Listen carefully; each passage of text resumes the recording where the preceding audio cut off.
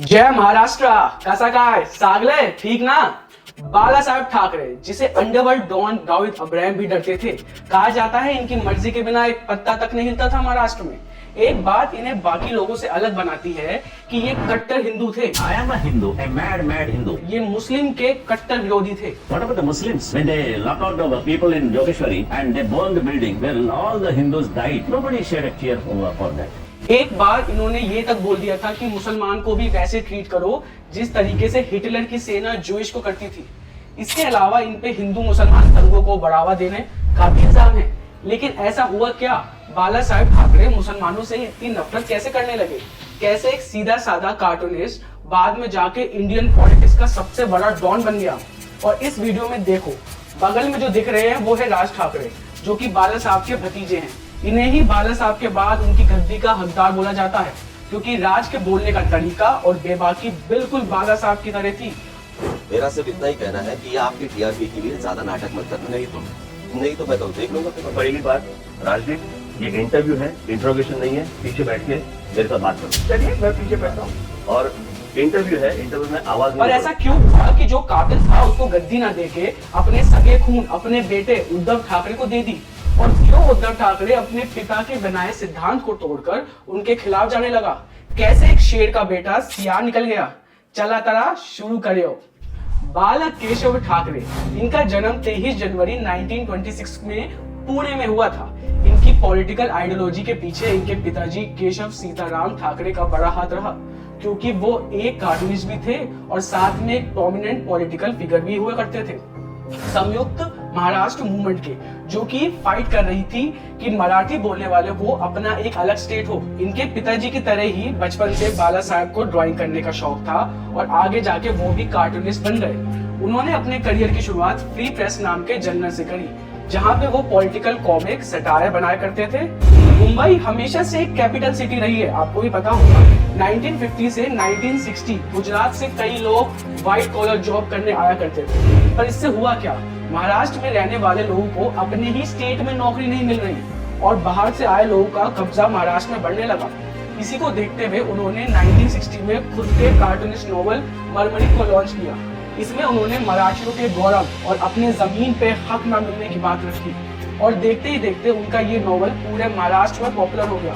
महाराष्ट्र के लोग इन्हें इतना पसंद करने लगे, पर उन्होंने सोचा कि सिर्फ पेपर में कार्टून बनाने से कुछ नहीं होगा, इसके अलावा हमें और भी कुछ करना होगा।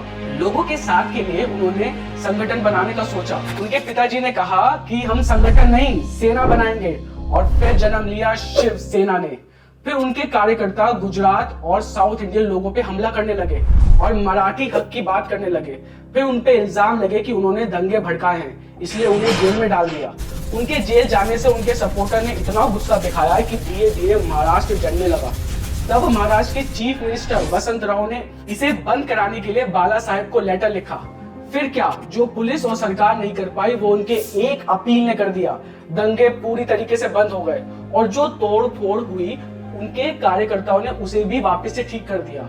और तब लोग जानने लगे बाला साहब ठाकरे को कि कोई पॉलिटिशियन आया है जो डॉन की तरह काम करता है, और उनकी छवि की वजह से अंडरवर्ल्ड के डॉन भी उनसे डरने लगे। उस समय मुंबई में राज करते थे हाजी मस्तान, करीम लाला और दाऊद इब्राहिम जैसे गैंगस्टर का राज हुआ करता था। ये लोग कॉमन और रिच पीपल को धमकाते थे और अगर पैसा नहीं दोगे तो मारे जाओगे, ऐसा बोलते थे। उस समय मुंबई इतना सेफ नहीं था, पर इनका इतना खौफ था कि चोर, क्रिमिनल और गैंगस्टर तक इनसे डरने लगे। यहाँ तक कि जनता इन्हें सरकार से ऊपर मानती थी। सब अपनी फरियाद इन्हीं के पास लेके जाते थे। 1990 में टेररिज्म अपने पीक पर था, जिसके शिकार हुए बेचारे कश्मीरी हिंदू पंडित। पूरा देश चुप था, पर अकेले बाला साहब ने सबसे पहले इस मुद्दे पे आवाज उठाई। यहाँ तक कि 1993 में हिंदू भक्तों को वार्निंग दिया गया कि अमरनाथ की यात्रा पे जाओगे तो वापस जिंदा बच के नहीं आ पाओगे। अगर आजकल के मॉडर्न लोग होते तो वो अपना ज्ञान की दुकान खोल के बैठ जाते। अमरनाथ पे जाने की क्या जरूरत है, भगवान तो हर जगह है, सारे दुबक के घर में बैठ जाओ। और बाला साहब ने एक दहाड़ लगाई कि अगर एक भी हिंदू भक्तों को खरोच तक आई तो हज पे जाने वाला हर मुसलमान यहाँ से जिंदा नहीं जा पाएगा। और फिर उसके बाद सब लोग खुशी से गए अमरनाथ यात्रा और एक भी जने को खरोच नहीं आई। और फिर 1992 और 93 में बॉम्बे में ब्लास्ट हुए। उन्होंने कहा अब इन मुसलमानों को जवाब देना होगा कि यहाँ रहना है तो लॉ ऑर्डर मानना होगा। और ब्लास्ट के गुस्से से उन्होंने अपनी सेना को कहा, जाओ और बाबरी मस्जिद को उखाड़ के वहाँ पे हिंदुओं का भगवा ध्वज गाड़ दो। दिसंबर को अयोध्या में बाबरी मस्जिद का ढांचा गिराया गया तो शिवसेना ने सबसे आगे क्या करके झंडा गाड़ दिया, हमने गिराया और उसको बड़े गौरव से उसको ओन किया। गौरव तो है बिल्कुल, इसमें कोई शर्म की बात नहीं है। मैंने तो कहा दिया, साफ कह दिया। और उसे पब्लिकली एक्सेप्ट भी किया और उसके बाद उनको अरेस्ट भी किया गया। आगे चल के 1995 में महाराष्ट्र में स्टेट असेंबली इलेक्शन हुए तो शिवसेना और बीजेपी एक साथ जुड़ गए और वो इलेक्शन जीत गए। 1995 से 1999 तक इन्हीं की सरकार थी और इन्हें राजगद्दी का लालच नहीं था। जब वो जीते तो खुद गद्दी पे ना बैठ के मनोहर जोशी को चीफ मिनिस्टर बना दिया। वैसे आपने सुना होगा, बम्बई कभी रुकती नहीं, बस 17 नवंबर 2012 को थम गई जब ठाकरे जी नहीं रहे और उनकी अंतिम विदाई के लिए 3 मिलियन से ज्यादा लोग आए थे। शिवसेना को बनाने में इनके बड़े भाई श्रीकांत ठाकरे का भी बड़ा हाथ था।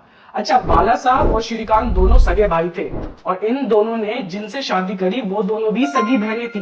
बाला साहब के घर जो पैदा हुए वो थे उद्धव ठाकरे और उनके 2 भाई थे वो, और उनके भाई श्रीकांत जी के घर पैदा हुए केवल राज ठाकरे। बाला साहब अपने छोटे बेटे उद्धव ठाकरे के बड़े क्लोज थे और साथ में वो अपने भतीजे राज को भी बड़ा मानते थे। उद्धव बिल्कुल अपने पिता से अलग थे, वो शर्मीले थे, शांत थे और उन्हें फोटोग्राफी करने का शौक था।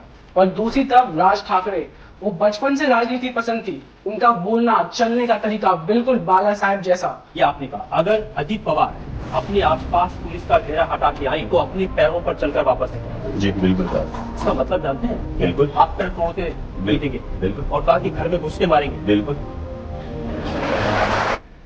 और वो शिवसेना के काम में बढ़ चढ़कर योगदान देते थे, पर उद्धव शांति से बैठते थे। इसलिए लोगों को लगा राज ही असली हकदार है शिवसेना का। और ये सब बाला साहेब की बीवी भी देख रही थी। फिर पुणे में एक फंक्शन में जब बाला साहेब की बीवी की तबीयत खराब थी तब उन्होंने कहा कि बाला साहेब ये वादा करिए कि शिवसेना के लीडर सिर्फ और सिर्फ मेरा बेटा उद्धव ही बनेगा और कोई नहीं बनना चाहिए। और 2004 में बाला साहेब ने वादा निभाया। जनता हैरान रह गई जब उन्होंने राज ठाकरे को पीछे करके उद्धव ठाकरे को शिवसेना का लीडर घोषित कर दिया। और ये फैसला सिर्फ वादे के लिए नहीं था, बल्कि बाला साहब को ये लगा कि अपना खून तो आखिर अपना ही होता है। और ये सुनते ही हर कोई शिवसेना में शौक था और यही चालू हुई शिवसेना के पतन, क्योंकि राज ठाकरे इस डिसीजन को एक्सेप्ट ही नहीं कर पाए कि शिवसेना को चलाने के लिए जो बोल्डनेस, जो एग्रेसिवनेस चाहिए वो उद्धव में है ही नहीं। और वक्त के साथ राज ठाकरे को लगा अब ये शिवसेना वो नहीं रही जो बाला साहब ने बनाई थी, अब ये बस गंद मचा रही है। इसलिए उन्होंने 2006 में इसे छोड़कर अपनी खुद की पार्टी बनाई, महाराष्ट्र नव निर्माण सेना, जिसका विजन बाला साहब के विजन को जिंदा रखने का था। और फिर इन दोनों पार्टी में पत्थरबाजी भी, शिवसेना और एमएनएस के कार्यकर्ताओं में मारपीट भी है, दोनों तरफ से जबरदस्त पत्थरबाजी हुई। और 2009 से 2012 तक इन्होंने अच्छा भी परफॉर्म किया, पर दिक्कत ये आई कि कोई मराठी के अलावा इन्हें कोई वोट ही नहीं करता था। और जब इलेक्शन हुए तो बीजेपी शिवसेना के साथ ही थी, तो उन्होंने राज ठाकरे को हरा दिया और राज किसी भी कीमत पर शिवसेना को हराना चाहते थे। तो कभी वो कांग्रेस में मिल जाते थे, कभी वो बीजेपी में जाते थे। तो जनता कंफ्यूज हो गई कि ये दोगला इंसान है।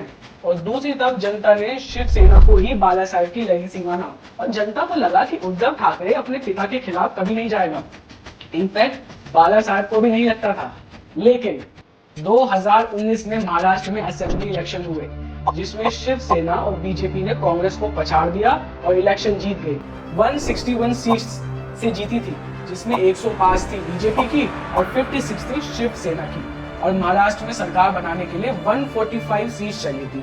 पर अब खेल चालू किया उद्धव ठाकरे ने कि मैं इस अलायंस में तभी रहूंगा जब पावर आधी आगे बटेगी और 2.5 साल मैं सीएम बनूंगा महाराष्ट्र का, देवेंद्र फडणवीस नहीं, जो कि पहले भी सीएम रह चुके हैं। पर बीजेपी आज तक झुकी नहीं, तो उन्होंने मना कर दिया और इससे 30 साल पुराना अलायंस टूट गया।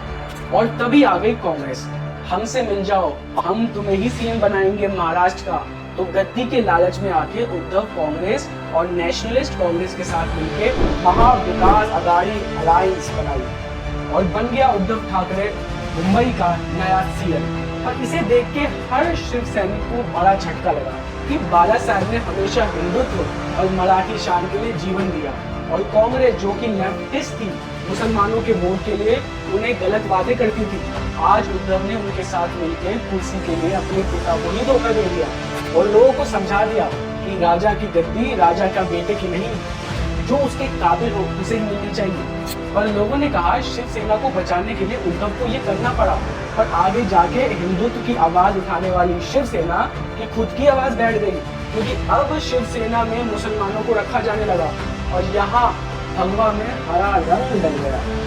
फिर क्या, आगे चल के शिवसेना 2022 में दो हिस्सों में बंट गई। पहले वो जिसके लीडर उद्धव ठाकरे हैं और दूसरे वो जिसके लीडर एकनाथ शिंदे बन गए। और आज के वक्त में एकनाथ शिंदे की पार्टी को भी रियल शिवसेना पार्टी के रूप में देखा जाता है। यहाँ तक कि एरो का सिंबल भी सुप्रीम कोर्ट ने एकनाथ शिंदे की पार्टी को ही दे दिया।